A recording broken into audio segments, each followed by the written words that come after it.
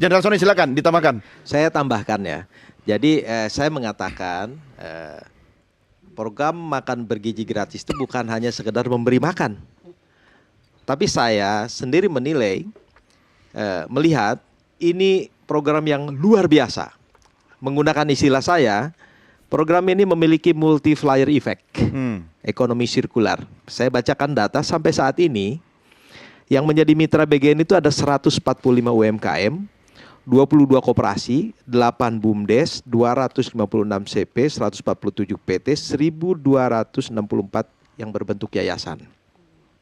Suppliernya, rantai pasok ini, yang mengirim bahan-bahan ke setiap SPPG itu saat ini sudah terdata ada 432 koperasi, 136 BUMDes, 14 BUMDesma, 2.527 UMKM, 1.904 supplier lain. Tenaga kerja yang sekarang sedang bekerja, yang bekerja di SPPG itu sudah 75.648 orang. Wow. Jadi ketika nanti 30.000 SPPG akan ada 1,5 juta terserap. Nah, ini yang saya katakan luar biasa. Luar biasa berikutnya apa? Sekali lagi, bukan hanya sekedar memberi makan, tetapi ketika hari ini menunya dalam satu SPPG itu adalah telur, maka kalau satu SPPG itu melayani 3.000, maka ada 3.000 telur. Apabila 10 SPPG berarti 30.000 telur, berarti itu berapa peternak ayam petelur?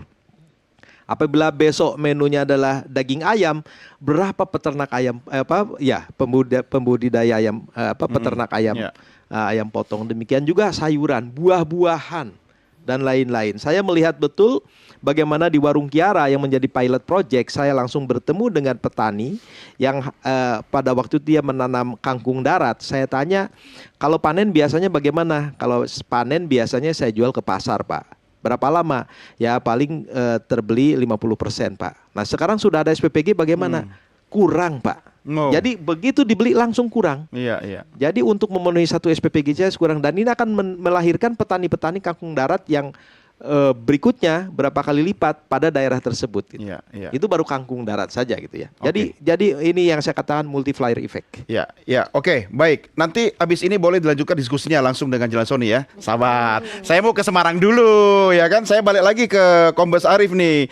Tentu dalam pelaksanaannya Pak Arief ada mungkin hal-hal yang menjadi kendala selama masa transisi sampai kemudian saat ini. Kalau sudah dilakukan persiapan tapi mungkin adalah riak-riak. Termasuk pada saat proses distribusi makanan. Apa yang bisa Anda bagi pengalaman itu yang bisa ditiru dan diantisipasi oleh dapur-dapur yang lain? Baik, terima kasih Mas Doni. Jadi sebagai informasi, dalam proses pendirian SPPG sampai dengan tingkat operasional, dari pihak BGN telah menyiapkan modul. Dan kalau kemudian kita melihat, modul itu sudah sangat detail sekali mengatur tentang cara bertindak dan bagaimana untuk melakukan. Saya kasih ilustrasi contoh, awal kita merasa agak pesimis terkait dengan rekrutmen. Namun ternyata pada saat kita buka loker di sekitar area SPPG itu sendiri, dalam waktu 3 hari jumlah pendaftar pada saat itu ada 67 orang. 67 orang dalam waktu 3 hari. Artinya apa? Sebenarnya tadi yang disampaikan oleh Pak Jenderal Sony dan Pak Zainul, satu SPPG di tempat kami itu merekrut 54 karyawan. Mulai dari kepala dapur, ahli gizi, akunting, satpam, sampai dengan relawan. Mulai dari relawan bagian pengolahan, pencucian, penyiapan, pengolahan, pemorsian, pendistribusian, kembali lagi ke pencucian. Dan kemudian SPPG ini bergerak 24 jam. Artinya sebagaimana shift pekerjaan yang ada, semuanya mendinamisir kegiatan. Nah, terkait dengan tantangan, hambatan, sampai dengan hari ini, sepanjang kita mempedomani modul-modul sebagaimana yang telah diterbitkan oleh BGN, saya rasa kami tidak memiliki hambatan sama sekali, Pak. Alhamdulillah, semuanya berjalan dengan baik, berjalan dengan lancar, tentu saja dengan arahan dari Mabes Polri dan juga Bapak Kapolda, alhamdulillah berjalan dengan optimal dan lancar, memberikan manfaat tentu saja. Oke, kita juga berterima kasih untuk itu. Tapi jangan lupa jaga kesehatan loh. Ini suara sudah mulai serak-serak seksi ini gara-gara mengamankan MBG loh. Oke, ya Bu Sandra, ini kalau kita bicara tentang kecukupan gizi, tapi kemudian bahan baku berbasis lokal, kan beda-beda kan? Ya tidak perlu seragam lah semua gitu kan? Ya contoh makan nasi, tapi mungkin sagu atau singkong itu juga boleh. Tapi harus ada apa ya? Alat ukur ya, indikator bahwa gizinya itu sama dan seimbang. Gimana? Baik, terima kasih. Ya, tadi pertama-tama juga saya sampaikan bahwa per umur itu berbeda-beda ya. Kemudian kita harus siapkan juga bahwa gizi seimbang berarti harus beraneka ragam.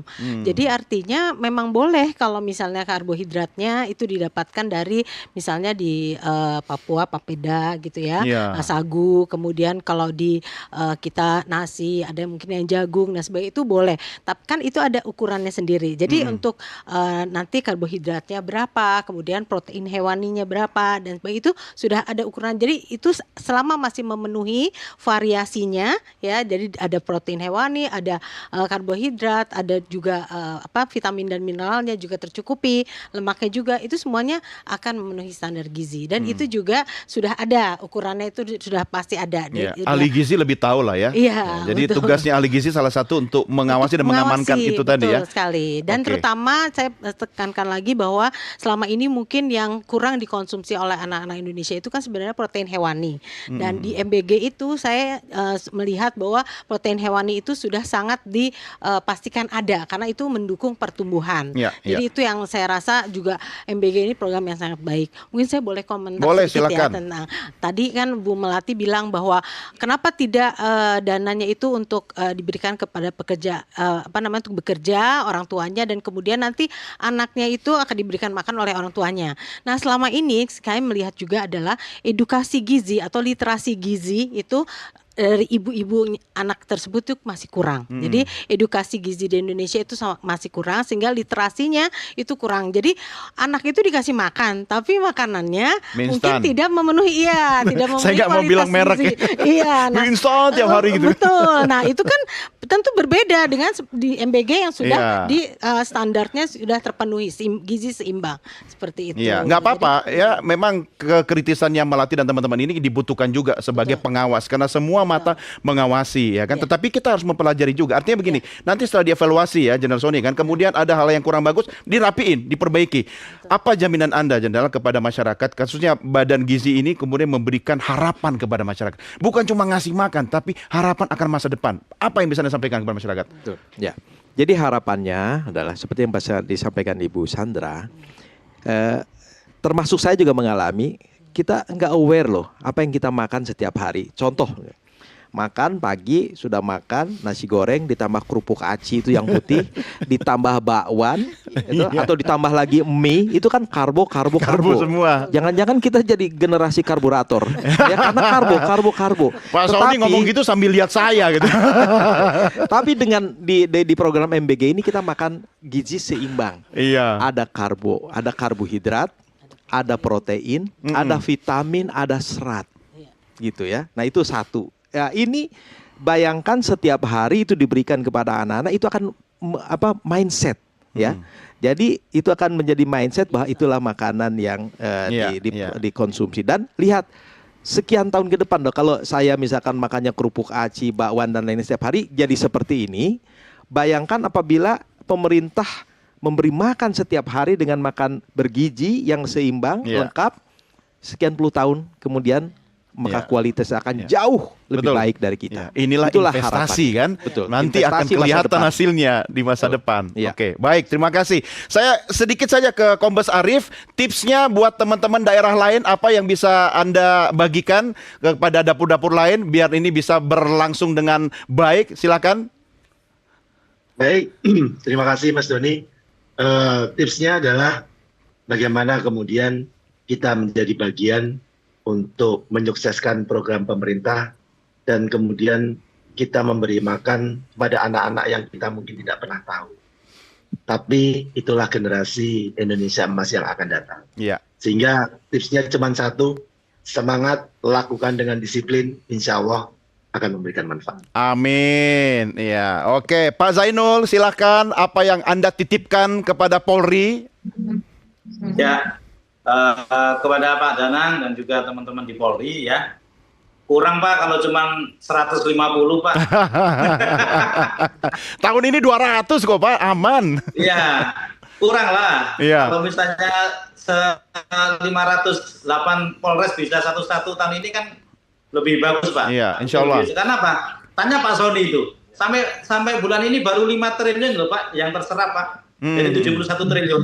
Oh, Jadi masih banyak Pak Danang. Jadi menurut saya bisa digenjot lagi itu. Ya. Iya, iya. Sayang kalau anggarannya nggak terserap, nanti saya juga dimarahin Komisi 9.